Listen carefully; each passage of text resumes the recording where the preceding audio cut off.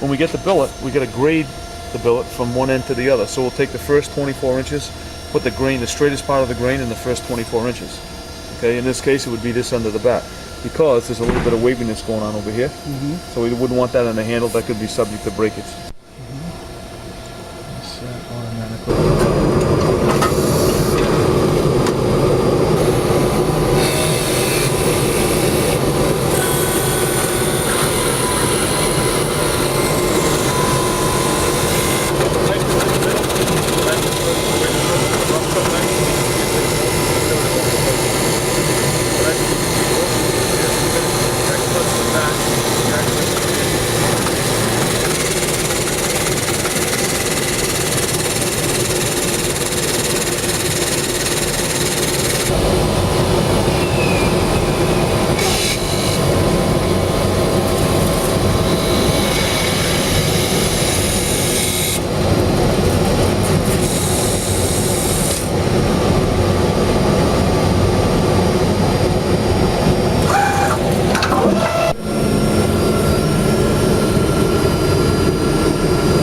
Next, Lou? Well, we bring it over to the sander.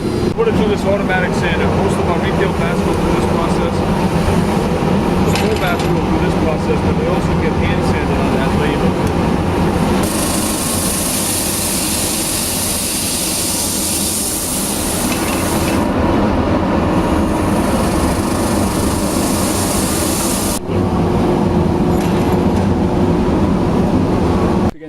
Lou, what are you doing right here?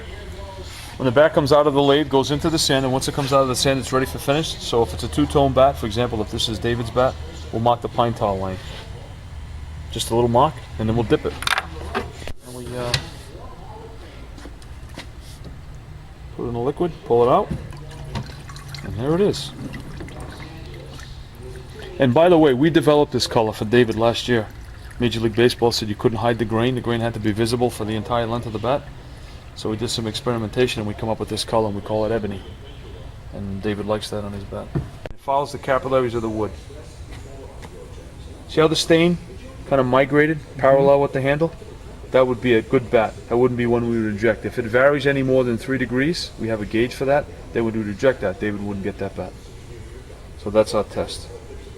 In clear coat, a clear poly, we would sand it between coats, and that would look something like this. Sanded between coats. Cut that off. Cut that off. Cupping machine, and most players like the bat cut because it provides a little bit of balance and reduces the weight of the bat. So we put it here. It's not for the cork, as most people joke around with it.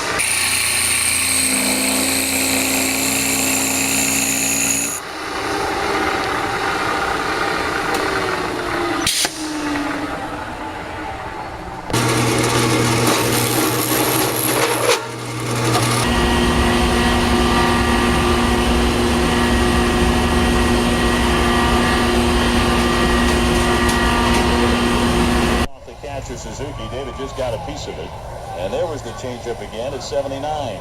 We wipe it off, trying to measure it. And we let it set up a little, Registered trademark of Chrysler Group LLC. and there it is.